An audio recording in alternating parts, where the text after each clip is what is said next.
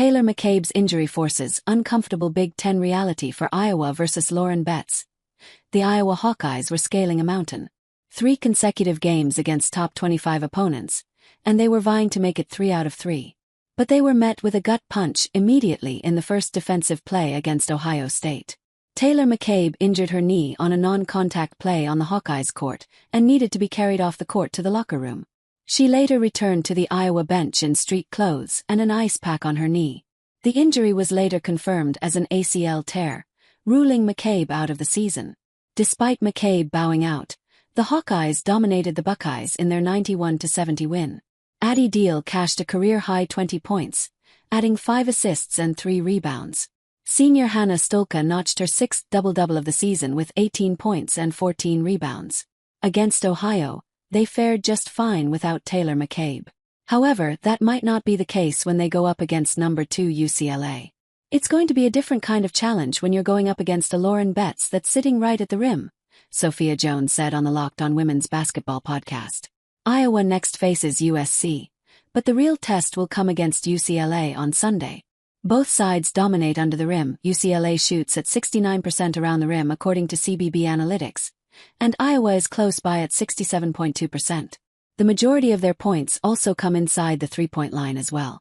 UCLA is getting 66.8% of their points via 2-pointers while Iowa gets 67.2%.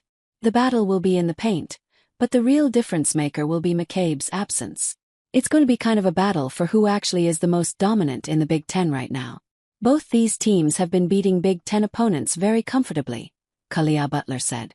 This is going to be a challenge when you're talking about Hannah Stolka, Lauren Betts, all those who are going to be dominant in the front court. But UCLA has so many guards that they could rely on too if Iowa does lack that depth a little bit with your starter going out. Before the injury, McCabe was having a career year. At 8.1 points, 3.5 rebounds, and 2.3 assists per game while shooting 37% from deep, McCabe was a valuable veteran presence on a team full of youth and a three-point weapon. Against UCLA, their paint play will not be at the same efficiency against UCLA as they have prevented their opponents from scoring just 40.1% within the arc. There is also the size disadvantage, as UCLA has 4 players equal to or above 6 feet 4 inches while Iowa has just 2. Comparatively, UCLA already shoot 39.1%, third in the country, while Iowa slightly lags behind at 36.1%. Without McCabe, that number is expected to drop further. The loss of McCabe is clearly huge in the shooting department. However, to Jan Jensen, her injury will impact their defense the most. Taylor McCabe's loss makes Iowa defense vulnerable. With Taylor McCabe on the sidelines, their starting guard rotation boils down to Chizotti Wright and Kyler Farbach. Taylor Stremlow or Addison Deal will likely step into the starting lineup. While capable players themselves, they don't have the experience McCabe had. Experience is very important when it comes to defense. And coach Jan Jensen emphasized how important McCabe was after the Ohio State win. Taylor McCabe has been an extremely great leader. She's one of our best defenders. Everybody gives her a lot of credit because she's a great shooter. The reason she continued to be such an instrumental part of us is that Taylor took a challenge when she was a sophomore. I'm a post coach, but I met with her, and I said, listen, you can be a defender, Jensen said.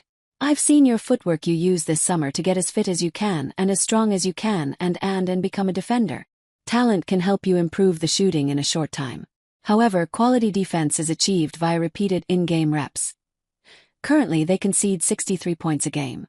But against ranked opponents, that number bumps up to 72.5 points per game.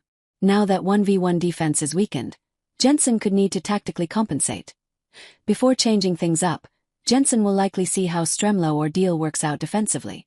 If continuing with the Wolfpack-style defense, dependent on the